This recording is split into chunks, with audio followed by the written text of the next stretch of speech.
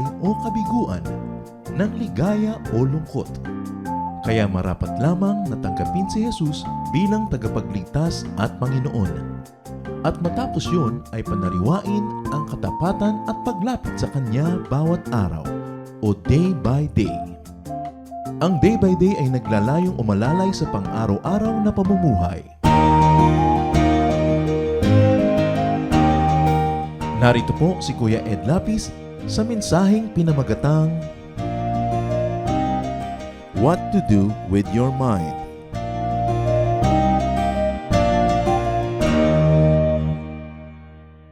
To believe in God is to be empowered. Faith makes the impossible possible. But how can we direct ourselves and how can we develop ourselves into very believing people of God? What to do with your mind? And kung ating pag-aaral, ano ba ang dapat gawin ng tao sa kanyang isip, sa kanyang utak, para lalo siyang malapit sa Diyos? Ama namin sa langit, salamat po dahil kayo'y laging nasa aming piling, sa aming pagtunghay sa inyong mga karunungan, Panginoon. Turuan nyo kami na maging tulad nyo.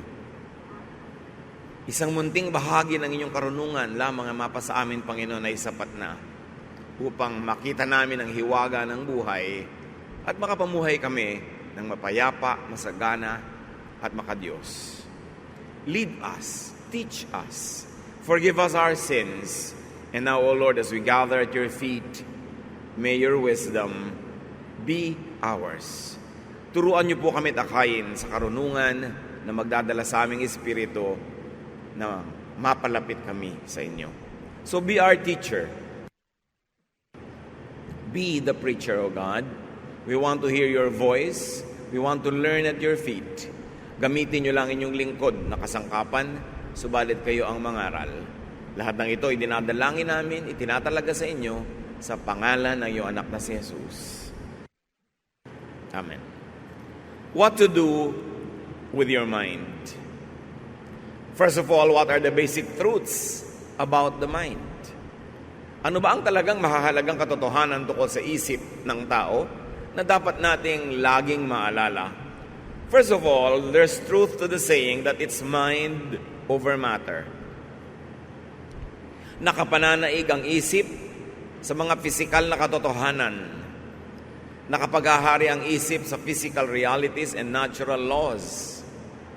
Ito isang kapangyarihan na bihirang nadidiskubre at nagagamit ng tao sa kanyang kapakinabangan, na ang kanyang isip ay makapangyarihan, higit na makapangyarihan sa physical world at sa nakikita natin ng ating mata, nadidinig ng ating tainga.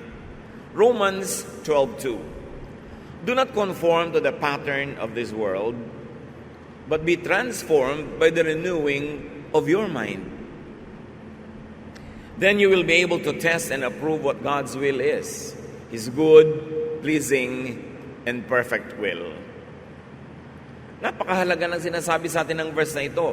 Huwag daw makiayon sa takbo ng sanlibutan, kundi papagbaguhin ang sarili sa pamamagitan ng pagbabago ng paraan ng pag-iisip. At pag daw naganap yun, ay mapapatunayan natin, makikita at magugustuhan kung ano talaga ang kalooban ng Diyos para sa atin. Biruin ninyo, nasasalungatin nyo ang takbo ng sandaigdigan sa pamamagitan ng pag-iisip. Ganun makapangyarihan ang isip. At sabi sa 1 Thessalonians 5:23, ang tao daw yung merong spirit, soul, and body. The spirit comes from God, is the part of God that is in us. The soul is our personality, centered on the brain or the mind, and the body is the physical attribute of a human being.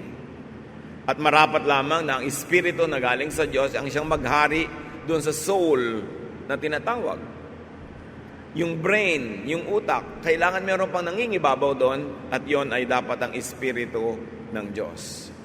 At ang brain naman ay nangingibabaw sa body, that's why mind over matter. Mind over the body. Kaya pag may mga taong nanalig na sila ay gagaling, ay gumagaling. Pag may mga taong iniisip na sila ay may sakit, pinalulungkot nila ang kanilang sarili, kahit walang tunay na sakit at walang makitang sakit ng mga doktor, meron siyang karamdaman dahil nasa isip ang lahat ng bagay. The mind, the thought, and the emotion are of the soul. And the mind is empowered by the Creator in great and mysterious ways. Through faith, the mind can accomplish much. Thought and faith can accomplish much. Matthew 17:20-21, Jesus replied, "If you had faith no larger than a mustard seed, you could tell this mountain to move from here to there, and it would. Everything would be possible for you." A very graphic illustration of what we mean mind over matter. Sabi ng Panginoon, kung may pananalig ka na kahit mas maliit pa sa buto ng mustasa, at alam natin napakaliit ng buto ng mustasa, pwede mong utusan ng malaking bundok na yan na buhatin ang sarili niya at itapon ang sarili niya sa dagat at gagawin niya. Faith. And faith is a product of thinking. Nakarating ang tao sa buwan dahil inisip niya na pupunta siya doon at inisip niya kung paano siya pupunta doon. Naimbento ang cellphone, ang fax machine, dahil inisip ng tao na gagawin niya yon at nagagawa niya. Hanggang ngayon nga, napakalaking hiwaga kung paano lumalabas sa papel sa bahay mo yung fax na ipinadala sa isang napakalayong lugar. Bakit yung litratong kinuha lang ngayon sa cellphone na ipadala na agad sa'yo? Pero maliit na bagay pa lang yan. Marami pang magagawa ang tao kung gagamitin niya ang kanyang isip. Pero ang pinakamabisa, pinakamabuting paggamit ng isip ay disiplinahin itong manalig sa Diyos. Magkaroon ng pananalig, faith, because it is faith that moves mountains. Mark 9:23, Jesus replied, "Why do you say, 'if you can'? Anything is possible to someone who has faith." Kailan kaya natin madadagdagan pa ang pagkaunawa sa verses na ito? Sa sinasabi lagi ng Panginoon na lahat ay nagagawa ng tao pag siya ay nananalig. Really? Mind or faith over matter, over natural law, over the pattern of this world, over habits. Kasi be transformed by the renewing of your mind. Sinasabi mo, drug addict ka, alcoholic ka, ganito ang iyong mga bisyo, hindi mo na matalo. Sabi ng Panginoon, at sabi sa Romans, baguhin mo lang ang pag-iisip mo, mababago mo yan.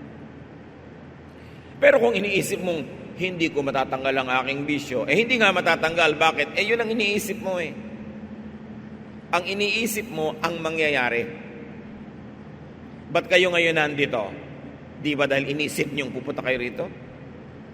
Yung mga wala ngayon dito, di ba dahil iniisip nila, nagpasya sila siguro kaninang umaga, kahapon, na hindi sila pupunta, kaya wala sila rito.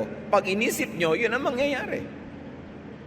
Kaya sinasabi nila, if there's a will, there's a way. Basta't ginusto, nagagawa ng paraan. So the mind and faith over physical and natural laws and such could be bypassed by thought. Sino makakapagsabing maiaangat ng tao ang eroplano mula sa lupa at mapalilipad? Pagka yung mga nasa airport, nakikita nyo mga inilalagay na bagahe sa eroplano?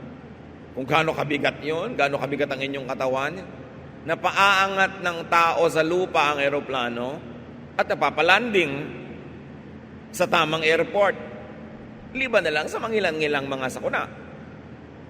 Pero alam natin na nagawa ng pag-iisip. And yet, kakatiting pa lang yon sa pwede pang magawa ng pananalig.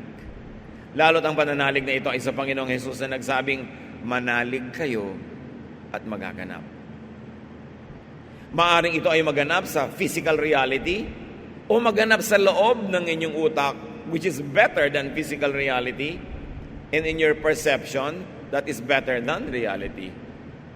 Kaya may mga taong pag namamroblema, pipikit sila, mag-iisip ng magandang lugar, payapang bukid, sa tabi ng batis, bumababa ang blood pressure, bumabagal ang tibok ng puso, lumulusog ang katawan, iniisip pa lang.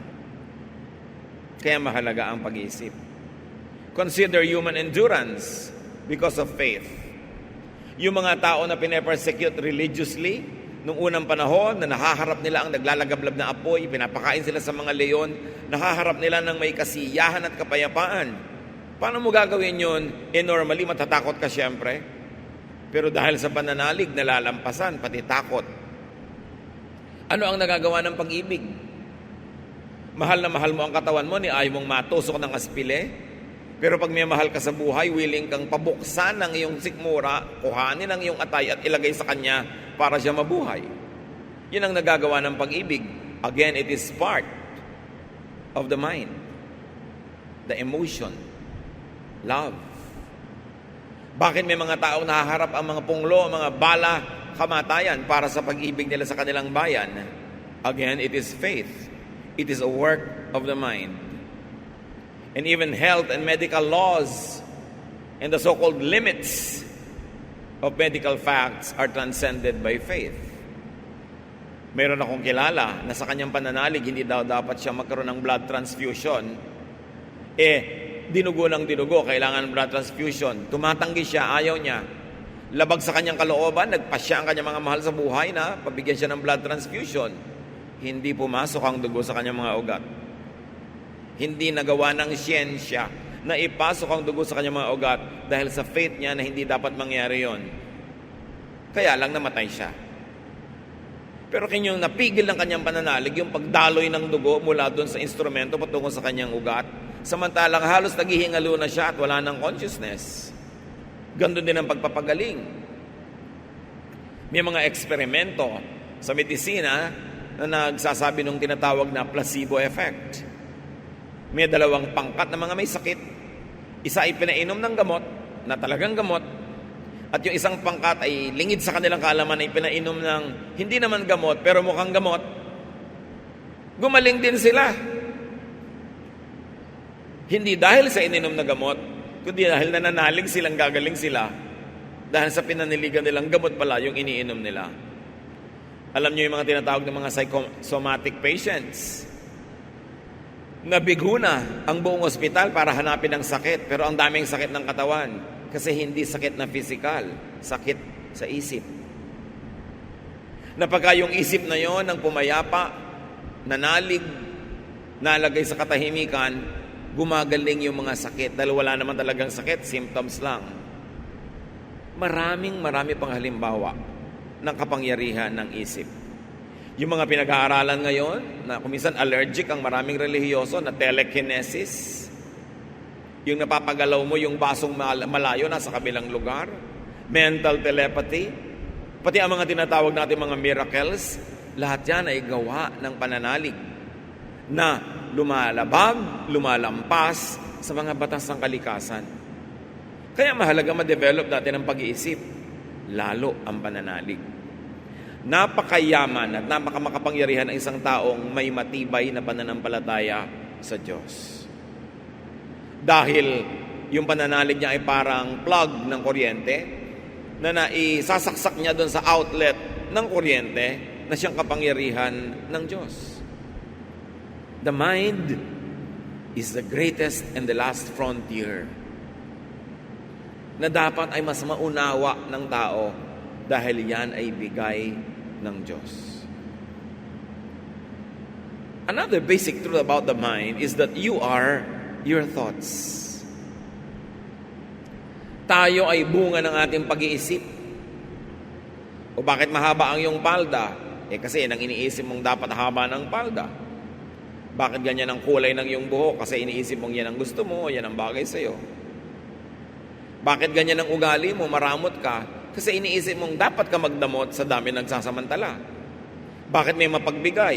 Dahil yan ang inisip mo at ang kondisyon ng isip mong gawin dahil lumiligaya ka pag nagbibigay ka. Kanya-kanya ng ugali, kanya-kanya ng personalidad dahil kanya-kanyang paraan ng pag-iisip. Kaya napakahirap naman nahuhusgahan mo ang kapwa mo dahil hindi ka sangayon sa kanya.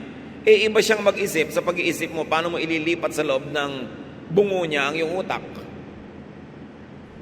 Kaya mahalaga malawak ang pag-iisip. Hindi lahat ng ayaw mong iniisip ng iba, ginagawa ng iba, huhusgahan mo agad. Kasi siya ay bunga ng kanyang pag-iisip. Your thoughts become you. Your thoughts become your character. Kaya pag mahilig ka magpatakot, pag naipon ang naipon, ikay magiging matatakotin. Pag mahilig kang sumama sa mga chismosa, magiging chismosa ka. Pagka lagi mo ang kausap ay yung nakakasira ng loob, masisiraan ang loob mo. Kasi yun ang pumapasok sa iyong isip. Kaya may kasabihan, sow a thought, reap an act. Magtanim ka daw ng isang uri ng pag-iisip, ang baanihin mo, isang kilos, isang aksyon ng iyong katawan. Sow an act, reap a habit. Sow a habit, reap a character. So magtanim ka sa isip mo ng isang bagay, magiging aksyon. Paulit-ulitin mo ang aksyon na yon, magiging kasanayan mo na, habit mo na yan. At dahil sa iyong habit, mabubuo ang iyong character. It begins with a thought. Kaya pag may mga taong ayaw natin, dapat nating unawain, ano kayang naranasan niya? Anong mga kabiguan, anong mga pait, anong hapdi ang dinanas? Ba't siya ganyan? Kasi siya ay bunga ng mga inisip niya. At bunga ng mga pinaniwalaan niya tungkol sa mga naranasan niya. At ang kanyang ginagawa pang araw-araw ay reaksyon lamang sa kanyang nakaraan. At reaksyon niya sa takot o pag-asa sa kinabukasan. Kaya may mga taong generous, mapagbigay, kasi maganda ang inaasahan nila sa future nila. May mga taong ubod ng damot kasi takot na takot sila sa future nila na maubusan. Kaya tayo, bunga ng iniisip natin. At yan ang pinag-aagawan ng Diyos at ni Satanas, ang ating utak. Yan ang pinag-aagaw-agawan ng mga isms, mga political ideology. Gagawin ka bang capitalist, o communist, o socialist? Pinag-aagawan ng mga relihiyon. Gagawin ka bang atheist? Gagawin ka bang conservative? Gagawin ka bang modern? Gagawin ka bang close-minded o open-minded? Ang lahat ay nag-aagaw-agawan sa inyong kaprasong utak. Kaya dapat ingatan. O ang mga lalaking bolero, inaagaw ang utak mo para mapapaniwala kang mahal mo kanya. At ang agad-agad namang ibigay mo sa kanya ang lahat ng gusto niya sa iyo. Ang mga salesmen, binibihag ang iyong utak para mapapaniwala kang hindi ka mabubuhay pag wala ang produkto niya. O ang produkto niya ang pinakamaganda sa lahat. Tayo, hindi natin alam, madalas binibihag din natin ang utak ng ating kapwa. Kaya inuuto mo kuminsan na yung asawa, inuuto mo ang iyong anak, nililinlang mo ang iyong kapitbahay, kasi oras na nakontrol mo ang takbo ng kanyang utak, magiging kapakinabangan mo yon. Kaya ang matitinong anak ng Diyos, binabantayan ang utak nila. Binabantayan kung sino ang papakinggan, kung ano ang titingnan, kung ano ang babasahin, kung ano ang pag-uusapan, dahil pag laging nauulit, pumapasok sa tenga, sa mata, nagtitira sa utak. And your thoughts become your reality. Tingnan nyo yung matatakotin sa dilim. Pag pinatay mo na ang ilaw sa gabi, takot na takot. Kailangan nasa loob siya ng kumot na para bang maipagtatanggol siya ng kumot sa sino mang kinatatakutan niya. Pero hindi takot sa dilim, magkasama sila sa kwarto, tulog na tulog, pahingang-pahinga, dahil hindi siya takot. Yung natatakot, hindi makatulog. Pareho lang silang nasa isang kwarto, pareho lang na madilim ang kwarto, pero magkaiba ang katotohanan na nagaganap sa kanilang buhay dahil magkaiba sila mag-isip. Pag inggitera ka, nasanay mo ang sarili mo na mainggit sa kapwa. Pag nakita mong gumaganda ang bahay ng kapitbahay mo, sumisikip ang iyong dibdib. Pero pag nasanay mo ang sarili mo na mag-appreciate ng accomplishments ng iba, tuwang-tuwa ka't gumaganda ang kapitbahay mo para tuwing dumudungaw ka, maganda ang tanawin nakikita mo. Pareho kayong kapitbahay, parehong bahay na gumaganda ang tinitingnan nyo, magkaiba kayo ng realidad kasi magkaiba kayong mag-isip. So review why you are able to get what you get. Review why you are able to do what you do. It is because of the way you think. Kaya yung mga malalakas ang loob, maraming nagagawa sa buhay. Yung mahihina ang loob, laging umaatras, laging natatakot. Tatanggapin na lang na sila yung maapi, o makawawa, o mawalan, o maagawan. Yun ang buhay nila. Kasi ang isip nila, sila'y laging kimi. Lagi silang mapagbigay kahit sila na itong nawawalan. Whatever you are able to accomplish, it's because you thought of it first. And whatever you are not able to accomplish, it's because you assigned yourself to be a failure. Sinabi mo mahirap yata yan, hindi yata ito pwede. Papasok ka lang sa isang building, pag may gwardiya, pag tinanong mong, pwede bang pumasok? Hindi. Hindi ka papapasukin. Ba't kasi nagtanong ka pa? Subukan mong pumasok niya ng taas noo. Baka linisin pa niya yung sapatos mo. Dahil baka ikaw may-ari ng building. Nasa pagdadala mo ng sarili kung ang mga tao ikay aapihin o hindi. Again, anong iniisip mo tungkol sa sarili mo? Pag iniisip mong, kaapi-api naman ako talaga, so huhukot ka pa ng konti, yuyuko ka, kahit dumadaang butike, ang tawag mo, Sir, Ma'am, aapihin ka nga. Ganun ka kasi mag-isip. You attract the kind of reaction that people give you. So your thoughts become your destiny. Pag inisip mong mahirap lang ako, maliit lang ako, maitim lang ako, ganito lang ako, kawawa lang ako, yan ang magiging assignment mo sa buhay. Kasi ikaw na nag-assign. Susundin ka ng buong kalikasan dahil may kapangyarihan ng iyong isip. Bigay yun ng Diyos. Kaya dapat paano ka mag-isip? Choose what you think of. Pinipili ng tao kung anong iisipin. Kasi pag lagi mong iniisip, magiging yun ang katotohanan ng iyong buhay. Revelation 22:11. Evil people will keep on being evil, and everyone who is dirty-minded will still be dirty-minded. But good people will keep on doing right, and God's people will always be holy. And you know why so? Because that's how people think. Pag badang iniisip mo, di magiging badang action mo. Pag badang action mo, magiging badang habit. Pag badang habit, badang character. So pag badang iniisip mo, magiging bad ka. Ganun kasimple. Because of faith. Because of the power of thought.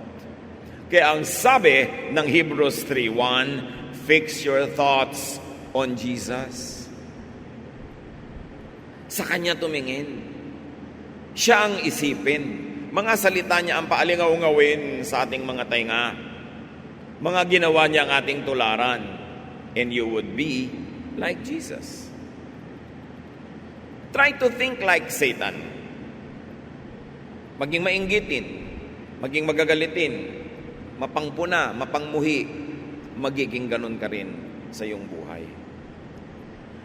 Kaya sabi ng Proverbs 4:23, carefully guard your thoughts because they are the source of true life. Mga kapatid, tandaan natin tong verse na to.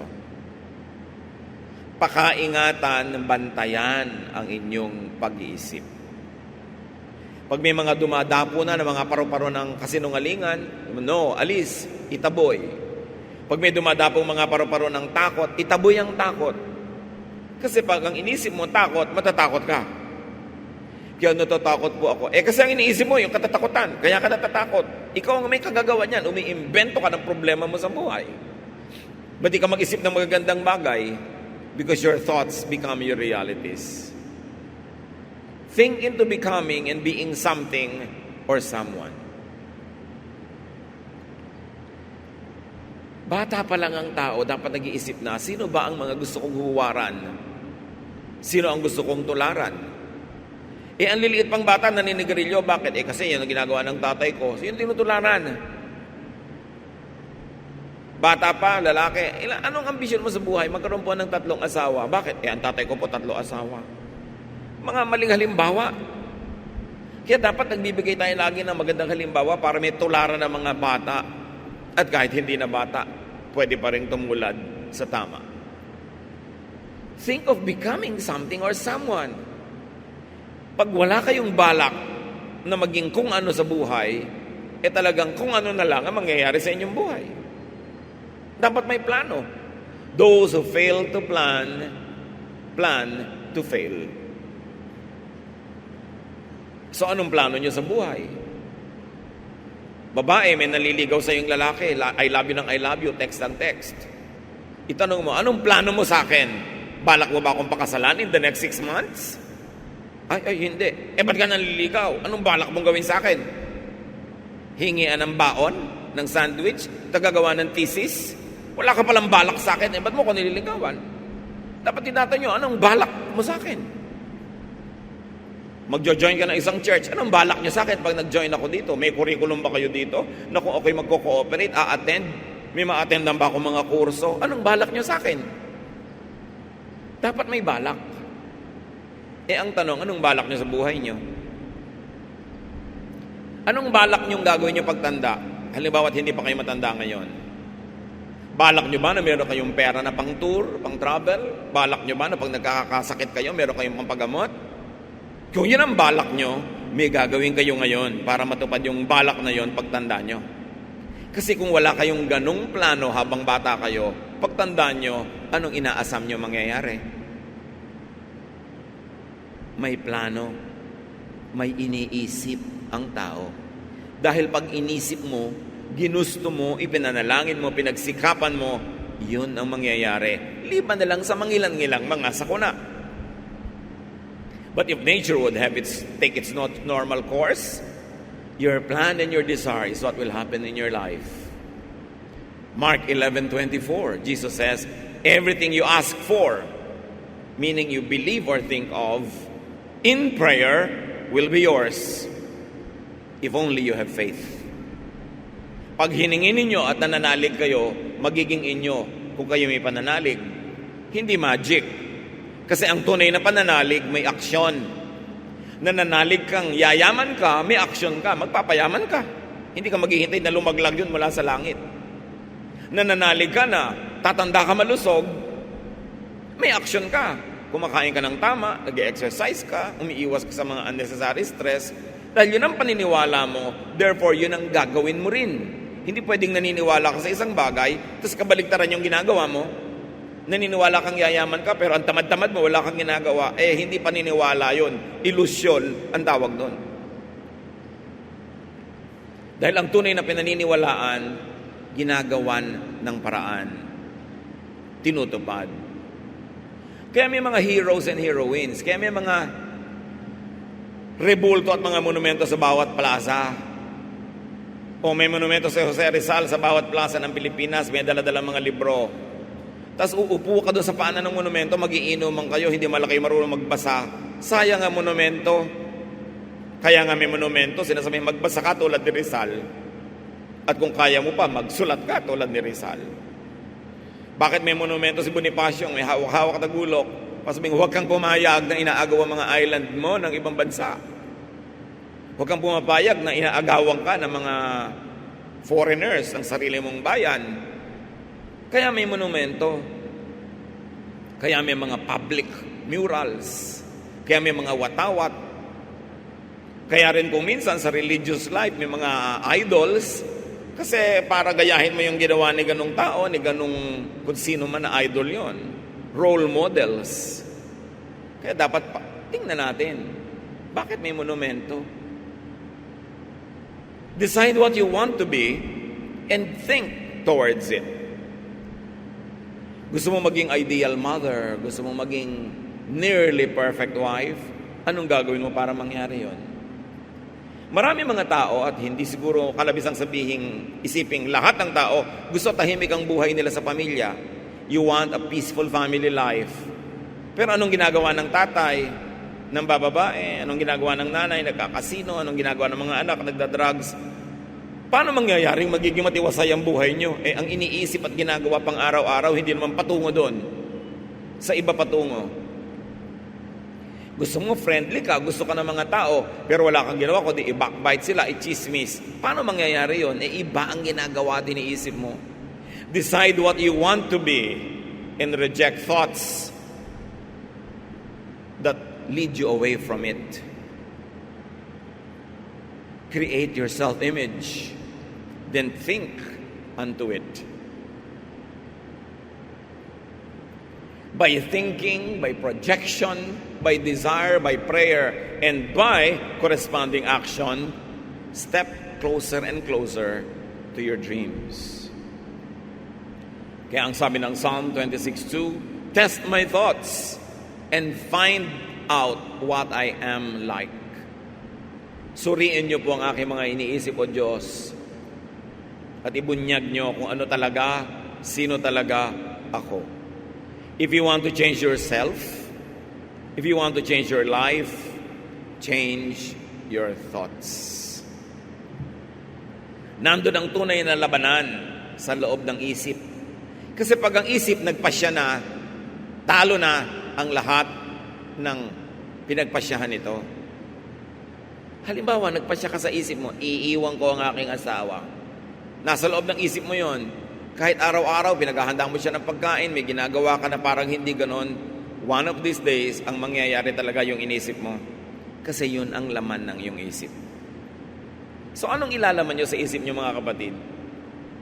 Paano ko kaya dadayain si Mrs.? Paano ko itatago sa kanya ang aking extra income? Paano ko magtatago ng kulasisi? Kasi pag inisip nyo yun ang magaganap.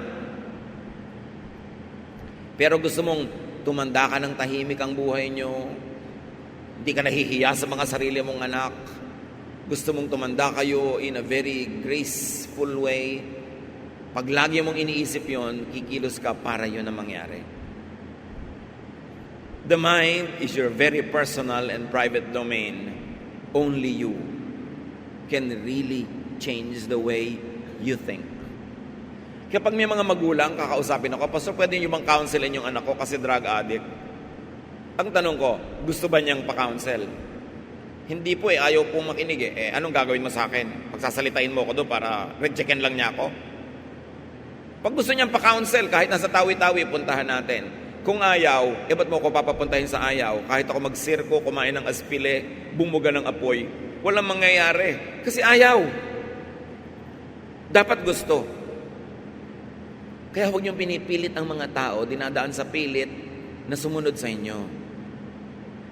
Magkukunwari lang yung sumusunod. Pagtalikod nyo, susuwayin kayo. Ang kausapin nyo yung utak niya. Daanin nyo sa katwiran, sa paliwanag, kuminsan sa emosyon. Pero kailangan siya magpasya sa kanyang sarili na gusto niyang gawin na isang bagay. Yung mga gusto tumigil manigarilyo pero may dalawang nakatago doon sa kahon para just in case hindi niya makaya, may ilalabas siya. Kung ilalabas nyo rin yan, nakareserba na nga Ibig sabihin, hindi kayo determined na titigil. Yung mga magpapakasal, pero magtatago ng isang extra cellphone para sa mga kaibigan niya na ayaw niyang malaman ng misis niya. Yung misis naman, check ng cellphone number 1, hindi alam yung number 2, naiiwan lang sa office. Nasa drawer niya. Pupunta kayo sa office. Nasa locker, nandun yung mga ibang extra cellphone. Yung pala, gusto mo maging tapat pero may extra cellphone ka, actually, ang pinaghahandaan mo ay magtaksil. Yun ang gagawin mo kasi yun ang iniisip mo. 1 Corinthians 2:11, you are the only one who knows what is in your mind. You are the only one who knows your true self. Kahit ano pa ang maskara at matagumpay mong naisusuot sa harap ng lahat, ikaw kapatid nakakaalam, sino ka ba talaga? Ano ka ba talaga? Kaya kung nais mo magbago, ikaw, wala nang iba ang dapat magpasya nun. Proverbs 23:7, for as he thinks in his heart, so is he. Hindi tayo ang ginagawa natin panglabas sa harap ng iba. Ang tunay na tayo ay kung anong iniisip natin sa ating private thoughts. At yun ang batid ng Diyos. Ang alam ng Diyos at nakikita niya yung tunay na iniisip mo. So how do you think? What do you think of? Where do your thoughts bring you? For your sake, choose constructive, creative, positive, helpful thoughts. Napipili ang iniisip. Liban na lang, involved ka talaga sa conservation of the planet. Huwag mo nang laging isipin ng global warming.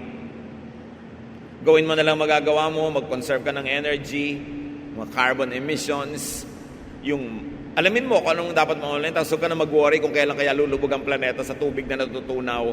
Kasi matatakot ka lang. Tanong ng tanong, kailan po ang Earth's earthquake? Walang nakakapredict niyan. Kailan kaya ang second coming, ang pag-ulan ng asupre, ang pagbuka ng lupa? Ito may iniisip yun. Magpakatino ka na lang araw-araw, kahit anong mangyari, nasa poder ka ng Diyos. Ang isipin mo yung maganda, yung masaya, yung payapa. Huwag niyo lagi pag-usapan kung sinong namatay. Pag-usapan niyo kung sinong bagong silang. O may isang namatay pero may isang daang isinilang. Ay, nasa Pilipinas ka nga. Diba? Ang dami-daming isinisilang. Yung namamatay ang pagmumukmukan mo. Di lagi ka nalungkot. Ang dami-daming malusog, ang lagi niyong pag-uusapan yung may sakit. Ang wala na kayong pinag-usapan kundi kung sino ang pinakamataas na blood pressure, blood sugar, kung sino na ang si ano naputol na yung paa kasi may ganito. Ba't lagi nga ng topic? Kakalungkot. Ang isipin nyo ay nakakapagpaginhawa, nakakapagpasaya, kasi kung anong iniisip nyo, yun ang magiging emosyon. Kaya hindi mo naman maintindihan yung mga ibang taong hilig manood ng horror. Magbabayad ka para matakot. O kaya pipikit pa. Ba't ka pa nanood? May nanonood bang nakapikit? Sayang ang pera. Manonood ng mga dramang kay lulungkot. Wala namang istorya kundi sino ang tunay na ama ng bata. May iba pa bang kwento kundi mga nagkapalit na bata na hindi malaman kung sino ang tunay na magulang? At syempre ang ending malalaman din para namang may bago pa. Pero bakit nyo nakakaya na manood ng mga teleserye na araw-araw, galit na galit kayo sa kontrabida? Ang sama-sama ng loob nyo sa nangyayari doon sa kawawang bida. Matutulog kayo ang sama-sama ng loob, inaasam na malaman ng karugtong bukas at 6 na buwan kayong bibigyan ng ganyang lason sa inyong isip. Alam nyo din naman na happy ending yan eh. Bakit hindi piliin kung ano ang pinapanood? Ba't hindi kayo manood nung paano magtanim ng pechay? Di ba mas may mapapala kayo? Paano maglinis ng kusina? Pwede manonood kayo na may inaapi sobra, panahon pa ni Kopong-Kopong, yun ang kwento. Iyakan ng mga nanonood. What a waste of the energies of your lacrimal glands. Na umiiyak ka. Think of what would do you good. Your body, your soul, your spirit. Maraming sakit kasi hinahayaan mong dumapo sa'yo. Sabi ng Philippians 4:8, whatever is true, noble, right, pure, lovely, admirable, if anything is excellent or praiseworthy, think about such things. Yun ang isipin. Pwede kang mag-isip ng mga pangit na ugali ng asawa mo, pero ano nangyayari? Naiinis ka, nadidiscontento. Ba't di mo isipin kung ano yung magandang ugali niya? Sasaya ka pa. Parehong husband, parehong wife, pero dahil magkaiba ang pag-iisip mo, may ibang attitude. Reject, throw out negative, destructive, scary thoughts. Huwag nyo nang isipin kung paano magugunaw ang mundo. Pag nagunaw, di nagunaw. Kung problemahin. Ecclesiastes 11:10, rid yourself of all worry and pain. Patalsikin mo sa buhay mo ang pag-aalala at yung mga masakit isipin. Yung nakaraan na mga kapatid, ilibing nyo na sa limot. Huwag nyo na laging binubuksan-buksan pa ang malulungkot na kabanata ng inyong buhay, kung paano kayo naapi-api, naabu-abuso. Tapos na yun eh. Pero habang inuungkat nyo muli, nabubuhay muli. So sino ang bumubuhay doon? Kayo na. Halimbawa, isang malungkot na kwento, na-rape ka ng kung sino. Di ba ang lungkot nun? Pero minsan lang nangyari. Pero pag 10 beses mong inisip, parang 10 beses ka uli na-rape. At kung iisipin mo pa uli bukas, magpapaulit-ulit yon. Kaya ang itinuturo sa atin sa Biblia, magpatawad, limutin ang kahapon, and look forward with hope. What's the point in reprising all your sorrows? Anong mapapala na i-replay lahat ang sama ng loob sa buhay? Ungkatin mo kung paano ang mga magulang nyo nung araw ay magkagalit para kayong mga magpipinsan ngayon ay magkagalit ulit. Tapos ituro mo sa magiging anak mo para yung susunod na third generation, sila magbangayan na naman dahil meron kayong lolo at lola, tiyo at tiya na nag-away noon, mamanahin nyo na. Yung awayan na yan habang panahon. Change the way you think. Mga pamilyang hindi masaya, mga magkakamag-anak na nag-aaway-away, palitan ang paraan ng pag-iisip. Kasi uulit-ulitin nyo lang, patatagalin, pahahabain ang mga alitan, at lahat naman nalulungkot, lahat nasasaktan, walang natutuwa. Bakit ka gagawa ng gano'n sa sarili mong buhay? Hebrews 12:1, let us throw off everything that hinders and the sin that so easily entangles. Itapon, iwaksi, patalsikin ang lahat ng sagabal sa kapayapaan, sa katahimikan, sa kasiyahan ng ating kalooban. Throw off imagined tragedies, fabricated fears, worries, anxieties, and even what you might call prophecies. Huwag kayong pakinig sa mga prophecies na nakakatakot.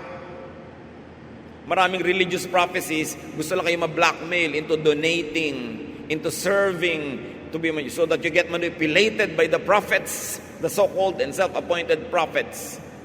God gives you peace. Jesus wants you to rest. Anybody who doesn't want you to rest is not of Jesus. Walang ginawa kundi bigyan kayo ng alalahanin at takutin kayo. Mga prediction, mga horoscope, umiwas sa mga misfortune teller. Magpapahula ka, magbabayad ka, tapos sabihin ako, may masamang mangyayari sa iyo sa isang araw. Napaka-general. Kahit tuloy nasa lumsub ka, ay, ito yung hula. Natapilo ka, ay, ito yung hula. Kasi yung mga hula, very general. Ikaw na naniniwala, suswakan mo yun ng katotohanan dahil convinced ka na mangyayari yun. Kung may mangyayari sa inyong sakuna, total mangyayari pala. Ba't nyo pa gustong alamin? Di hayaan nyo na lang mangyari kung mangyayari. Pag merong masamang mangyayari sa inyo, hayaan nyo mangyari once. Pero pag nalaman nyo o inisip nyo, lagi nyong inisip-isip, maraming beses yung mangyayari. Before it happens, when you worry about it, and while it happens, therefore you worry, and because of that, you suffer more than once. Kaya ang sinabi ng Panginoon, let the day's own trouble be sufficient for the day. Tomorrow will have its own graces. Huwag nyo nang halongkatin yung mangyayari sa future, lalo't matatakot lang pala kayo. Colossians 2:8, see to it that no one takes you captive through hollow and deceptive philosophy. Huwag kayong pabihag sa mga kabalbalan, sa mga kamangmangan na itinuturo na nagaan yung mga mangangaral. Don't be a captive of religious teaching that gives you nothing but fear. Why have religion that scares you, that makes you afraid, that stresses you? Ang main mission ng Panginoon is to give rest. Sabi niya sa Matthew 11:28, I came that you might have rest. Come to me, all of you who are heavy laden, and I'll give you rest. Restful paggaling sa Panginoon. Pero yung naligalig ka, natakot ng mamba, hindi yan galing sa Kanya. Kahit mukhang religious message yon. Sabi ng 1 Timothy 4:7, they have nothing to do with godless myths and old wives' tales. Mga kwento ng kabalbalan na uso sa mga religious circles. Totoo po ba na may taong nakarating sa langit tapos bumaba para ikwento? Yan ba naman hanggang ngayon? Na-attract pa kayong maniwala? Nakarating na siya doon, babalik pa? Bakit? Para kwentuhan ka? Okay, nagpapadala sa mga ganyan. Ang mahalaga sa tao, mamuhay tayo ayon sa katuruan ng Panginoon. Do your best to be your best every day. And don't worry about heaven or hell or the future. God will take care of it. Ang atupagin mo yung ngayon. Paano ka mabubuhay ng mabuti, maayos, mabunga, mapayapa, mabait. Diyos na ang bahala sa iyo. Ecclesiastes 7:21, Solomon says, do not pay attention to every word people say. Magugulo ka lang. Choose what you hear, who you listen to, and what you tell yourself. Mark 8:15, Jesus warned them, watch out, guard against the yeast of the Pharisees. Pag-ingatan yung mahawa kayo sa mga katuruan at pinagsasasabi ng mga Pharisees na yan. Romans 8:6, if our minds are ruled by our desires, we will die. But if our minds are ruled by the Spirit, we will have life and peace. So alam natin kung sino ang mumugad sa ating isip kung tayo'y payapa at tayo'y nag-e-enjoy ng buhay kahit man lang sa paraan ng ating pag-iisip. Kaya ang dalangin ng Psalm 139, 23-24, search me, O God, and know my heart, meaning know my mind. Test me and know my anxious thoughts. See if there's any offensive way in me, and lead me in the way everlasting. Pag nananalangin tayo araw-araw mga kapatid, ang pasuri natin sa Diyos yung ating isip. Lord, ipakita mo sa akin kung paano ako mag-isip. Ituro mo sa akin kung paano mag-iisip ng tama. Turuan mo akong piliin ang iniisip. Thought could and should be focused on what is true, godly, and uplifting. Pag may kumakatok sa inyong tenga ng mga masasamang balita, nakakatakot, nakakalungkot, huwag niyong pagbuksan. Itaboy. Resist the devil and he will flee from you. 2 Corinthians 10, 3-5, we live in this world, but we don't act like its people or fight our battles with the weapons of this world. Instead, we use God's power that can destroy fortresses. We destroy arguments and every bit of pride that keeps anyone from knowing God. We capture people's thoughts and make them obey Christ. Napakagandang adhikain na ipasakop kay Jesus ang ating pag-iisip. We bring every thought captive to Jesus.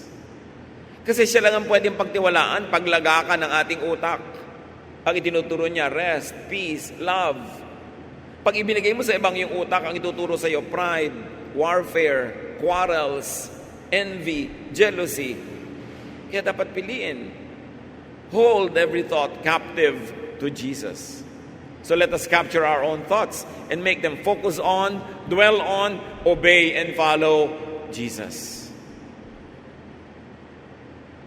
Siya ang Savior. Siya ang nagbibigay ng rest, ng peace, ng love. Kanino ka pa? Mahirap bang isipin yon? Kaya ulitin natin Romans 12:2. Do not conform to the pattern of this world, but be transformed by the renewing of your mind. Then you will be able to test and approve what God's will is, His good, pleasing, and perfect will. Do not think as the world thinks. Be different in terms of thinking. Then you will know God. May susi dito sa Romans 12 kung paano makikilala ang Diyos, paano malalaman ng kanyang kalooban. Baguhin ang pag-iisip. Huwag makiayon sa pag-iisip ng sanlibutan. Iayon ang iyong isip sa pag-iisip ni Jesus at doon mo palang mabubuksan ang mahiwagang pinto ng Diyos. Doon mo palang siya makikita, makikilala, at doon mo malalaman ang maganda niyang kalooban sa iyo to the point that you appreciate it. Many of us get to be acquainted with the will of God for ourselves, but not all of us appreciate it. Many of us think that by following God, we will suffer, we have to sacrifice, so we don't appreciate, but we follow nevertheless out of fear. But when you change the way you think, when you not follow the pattern of how the world thinks, God will reveal to you His will, not only for you to follow, but for you to appreciate and love it. So think your way into growth and maturity. Tigilan ng pag-iisip bata. Think your way into happiness. Huwag palulungkotin ang sarili at ang kapwa. Think your way into godliness. Philippians 4:7, then because you belong to Christ Jesus, God will bless you with peace and that no one can completely understand. And this peace will control the way you think and feel. So una, didisiplinahin mo ang sarili mo mag-isip nung nakakapagpapayapa. At pag naging habit mo na maging mapayapa, yung kapayapaan na yun ngayon, ang siya nang mag-uudyok sa iyong isip na laging maging mapayapa. Cyclical, one feeds itself.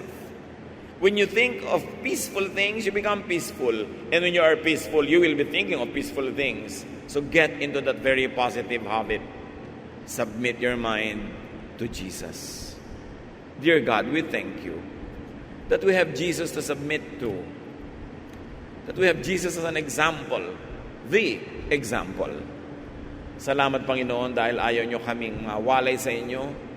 Turuan nyo kaming huwag iwalay ang aming pag-iisip. Turuan nyo ang mga mag-asawa na huwag magkalayo pag nagkakalayo na ang paraan ng pag-iisip. Unite families by uniting their thoughts and the way they think.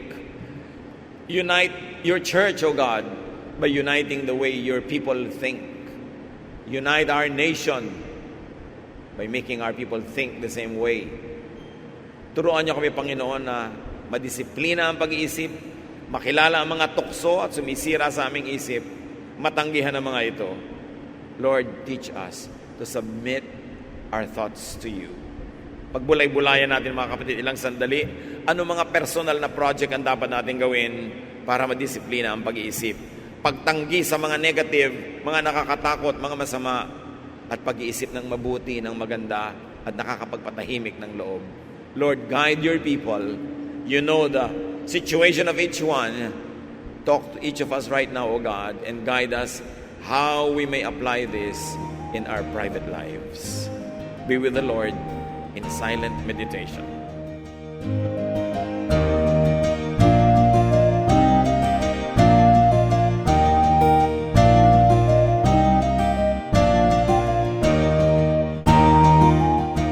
Ang katatapos pong mensahe ni Kuya Ed Lapid ay pinamagatang What to Do with Your Mind.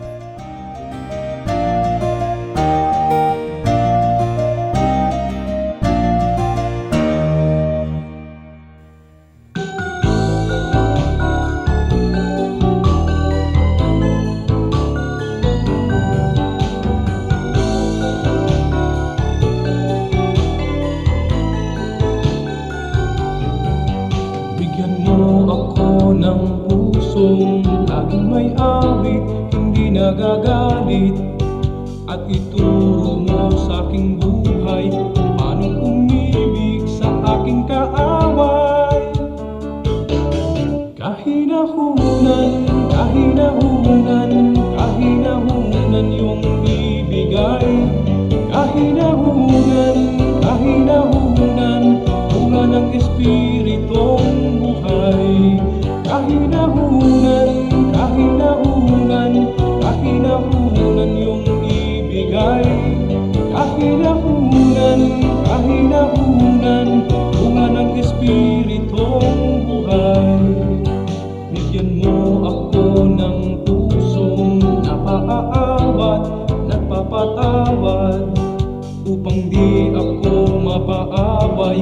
Hinahon ng puso'y aking kaagapay. Kahinahunan, kahinahunan, kahinahunan yung ibigay.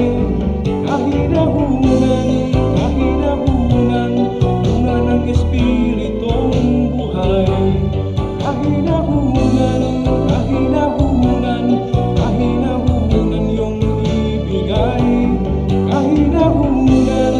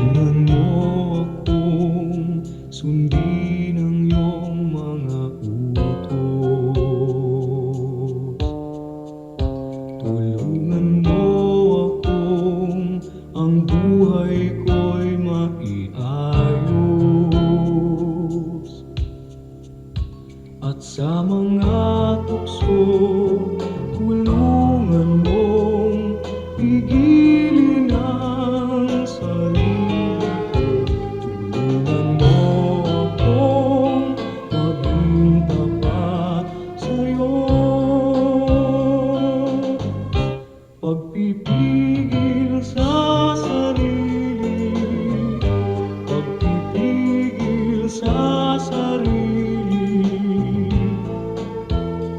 Kung nalulungkot at nalulumbay, magtiis at maghintay. Pagpipigil sa sarili, pagpipigil sa sarili. Ang ituro mo sa buhay ko, Jesus.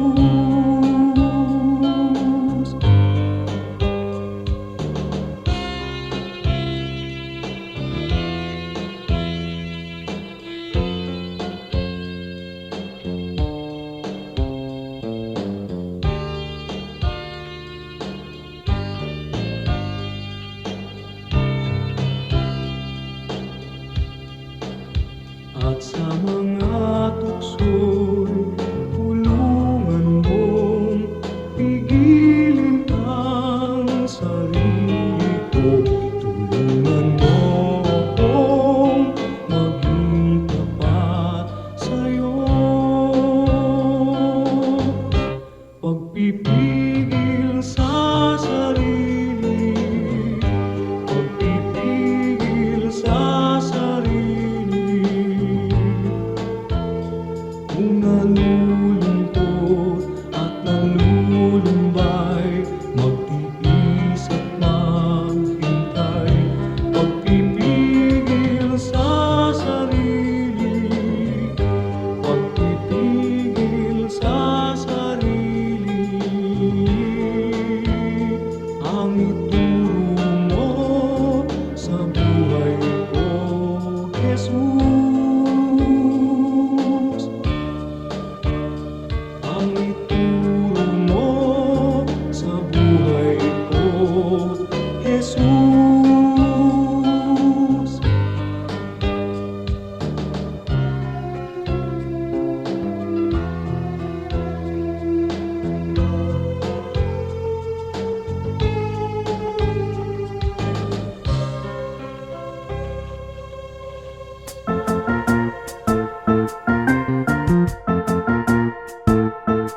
Oras na po para pansamantalang magpaalam ang programang Day by Day.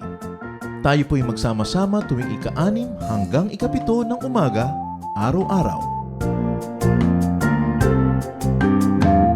Magandang umaga po at mabuhay ang Panginoong Hesus!